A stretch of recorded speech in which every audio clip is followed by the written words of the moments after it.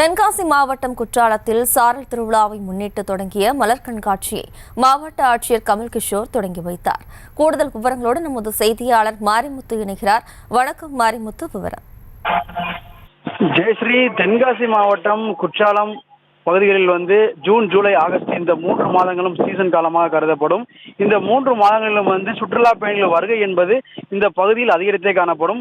சுற்றுலா பயணிகளை உற்சாகப்படுத்துவதற்காக ஆண்டுதோறும் மாவட்ட நிர்வாகம் மற்றும் அரசு தரப்பிலிருந்து இந்த மாதிரி சாரல் திருவிழா நடைபெறும். அந்த சாரல் திருவிழாவை முன்னிட்டு தற்போது தென்காசி குற்றாலம் அருகே உள்ள ஐந்தருவியில் தோட்டக்கலைத்துறை சார்பில் அமைக்கப்பட்டுள்ள மலர் கண்காட்சியை தற்போது தென்காசி மாவட்ட ஆட்சியர் கமல் கிஷோர் திறந்து வைத்துள்ளார்.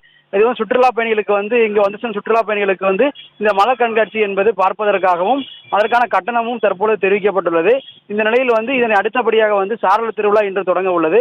இன்று தொடங்கி மொத்தம் 4 நாட்கள் நடைபெறும் இந்த சாரல் திருவிழாவில் பல்வேறு நிகழ்ச்சிகள் நடைபெற உள்ளன.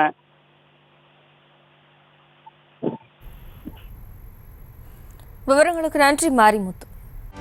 செய்திகளை உடனுக்குடனும் துல்லியமாகவும் தெரிந்து கொள்ள சப்ஸ்கிரைப் பண்ணுங்க.